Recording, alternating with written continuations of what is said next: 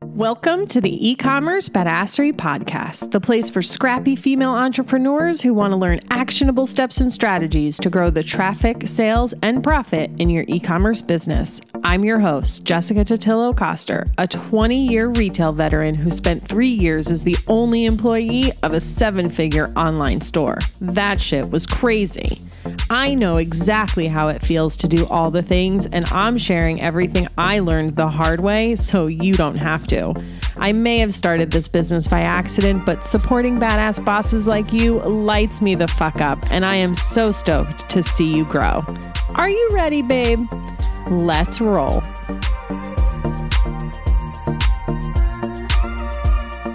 Welcome back to another episode of the eCommerce Badassery podcast. I'm your host, Jessica Totillo-Coster.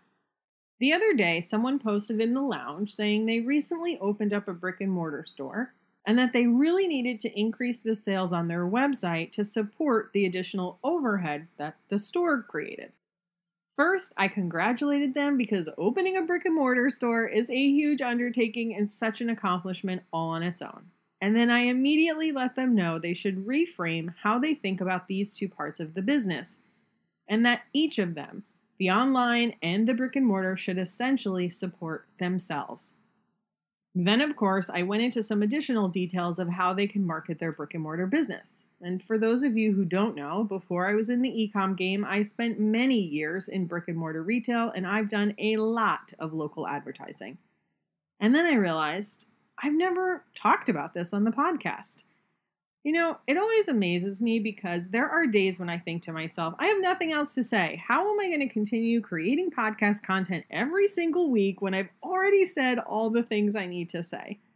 Do you ever feel like that with your product-based business and like your social content or your emails? And then something like this happens. Someone asks me a question either in the membership, the Facebook group, or just on social, and it's either something I haven't discussed before at all, like local advertising, or it's something I've covered, but their question prompts me to think of it in a different way so that I can present it in a different way to you. So, like I always tell you, you don't have to reinvent the wheel every time. There's someone out there who hasn't heard what you've had to say just yet. All right, enough rambling. Let's get into the content. And even if you don't have a brick and mortar business, I still recommend you listen because wherever you're based, there's still a local element to what you do. And there are a few tips and tricks you can probably pick up along the way. So, like I said, if you do have an online store and a brick and mortar, while there will definitely be crossover, you should treat them as somewhat of separate businesses and expect that they will each support themselves. Now, this might not be 100% possible in the very beginning, but it's what you should ultimately strive for. And you'll also want to analyze those businesses separately. It's likely you'll see different bestsellers across the two platforms, different buying patterns, and even different customers. The more granular you can get in your analysis, the better decisions you can make for each of them. When it comes to marketing a brick and mortar business, the first thing to consider is, are you a destination or do you have a lot of walk-by foot traffic? The less foot traffic you have, the harder you'll have to work to get eyes on your business. And the first thing you'll want to do is local SEO through platforms like Google My Business, Yelp, and Bing Places. If you have multiple store locations, you can use a tool like Yext, Y-E-X-T, to manage all of your locations on all of the platforms from one place. Each of these platforms function a little bit differently, so we're not going to go through every last detail of them, but I'll highlight a few key things you'll want to be aware of. Google My Business allows you to create posts on your listings to keep that profile active. It's unlikely that they'll get a ton of action or that it will revolutionize your business, but it does show Google that you're actively managing this listing, which will help you in your rankings because Google likes to see activity. You can also post a walkthrough tour of your store where customers can click around and get a 360 view. You need a Google-approved photographer for this, but it's not very expensive and you only need to do it once. And as you've probably seen from your own web searches, if someone does search your brand, your GMB listing will generally show up in the right-hand column of the search results page, giving much more visibility into your store. You are all very familiar with Yelp, I'm sure, and it's one of the first places people go to read reviews about businesses, so you definitely want a presence there. I do recommend you pay for the enhanced listing, I think that's what it's called, which will prevent similar businesses from being promoted on your listing. Additionally, Yelp lets you highlight features of your business, like if you're LGBT friendly, have wheelchair access, or are minority owned and operated. Both of them let you post your store hours, collect reviews, and allow customers to ask questions about your business. And you can, of course, link directly to your website from these listings as well. In terms of advertising, for Google, you would use Google Ads, but Yelp also has a paid advertising option. You essentially bid on your category, and your listing then enters an auction to show at the top of the Yelp results to people who are searching for stores in your category. You can also create location pages for your stores on Facebook as an offshoot to your main Facebook business page. This is great if you have multiple store locations because you can set things like your store hours and contact information on each individual page. And to keep the pages active without any extra work, you can just set it so that whatever you post on your main business page will automatically post to your individual store pages as well. The next thing you'll want to look into are local community events that you can sponsor or have a physical presence at, and local partnerships with other small retailers or businesses that serve your customer. At my previous gig, we did a lot of partnerships with bars and gentlemen's clubs, if you know what I mean. If we sponsored a local event, we'd take a handful of our most popular products to sell at the event, and then usually a spin to win to get some email signups. You don't have to give away anything big. You don't want to take away from the opportunity to sell actual product, but people love to spin those wheels. Some local events can be pretty expensive to sponsor, but you can always partner up with another local business and split the booth, or even one of your vendors if you have a close relationship with them. When I had my boutique, I would donate a night out shopping event to local charity auctions. We would hold the event after hours. The winner could bring in 5 friends to shop with. They'd get a gift card, and then everyone would get a discount on their purchases for the night. We'd serve some champagne and some snacks. They'd get to hang out and shop with their favorites. We'd make some money and get some exposure. Good times were had by all. Maybe you host a trunk show and partner up with a local nail salon to come in and do mini manicures, or you can put small gift cards or discount flyers into gift bags at someone else's event. There's so many ways you can do this. Just make sure it makes sense with the product that you sell.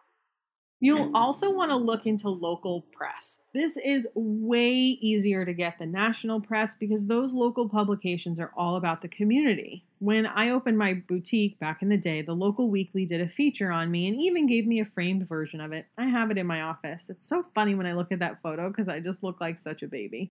These local outlets also have pretty affordable advertising rates, and they also do holiday gift guides. Make friends with the publishers and writers and you're golden. In a lot of cases, they'll probably find their way to you, especially if you're like new because they're paying attention. But if not, just hit up some local networking events.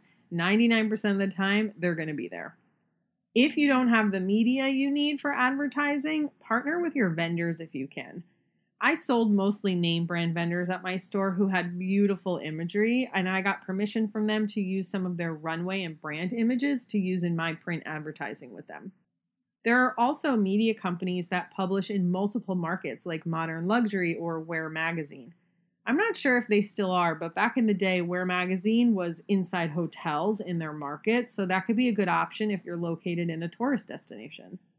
Another thing to consider, though it seems old school and archaic, is out-of-home advertising like billboards, bus shelters, benches, and wild postings. These can be on the expensive side depending on the market, but they do work. The trick is you need it to generally be close to your location. And you can usually buy remnants, which are just gaps in their bookings, on the cheap. There are also digital billboard options, which are less expensive, but that's because they cycle you through with other advertisers. And then there's always radio. People do still listen to radio, especially during the morning commute. And you have a lot of control on when your spots run and how often. You do generally need to make a pretty big investment at once, even though it can last you a long time. So you may want to save that for special times of the year, depending on your budget. One of my favorite local advertising tactics is direct mail. It's easy to think that it wouldn't do much because you picture yourself throwing away all that quote-unquote junk mail. But if it's something that resonates, it works. I mean, when it's relevant to me, I keep them, and a lot of times I even take action on it.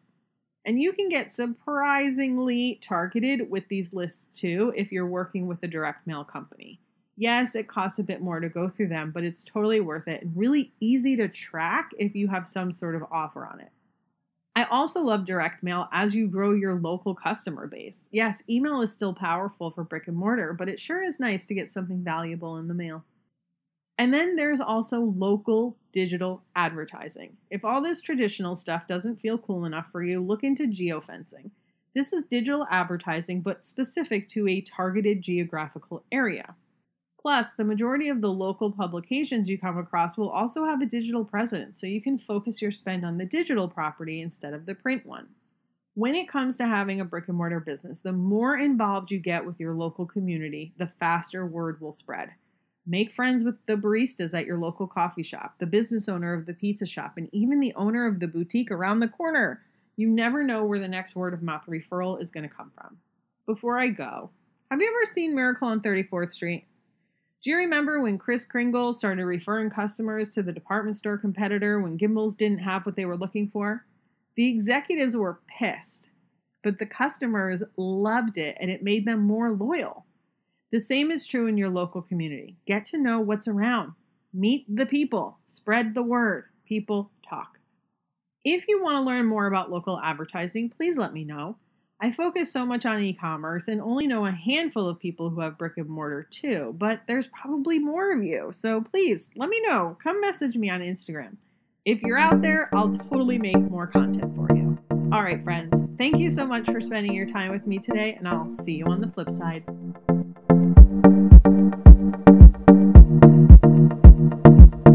Thank you so much for listening to today's episode. If you like what you heard, I'd be so grateful if you'd leave a review on Apple Podcasts, and don't forget to subscribe so you never miss an episode. And if you're looking to surround yourself with more product entrepreneurs who totally get your life right now, get your booty on over to the eCommerce Badassery Facebook group. Can't wait to see you there. Until next time, e-commerce friends, stay badass.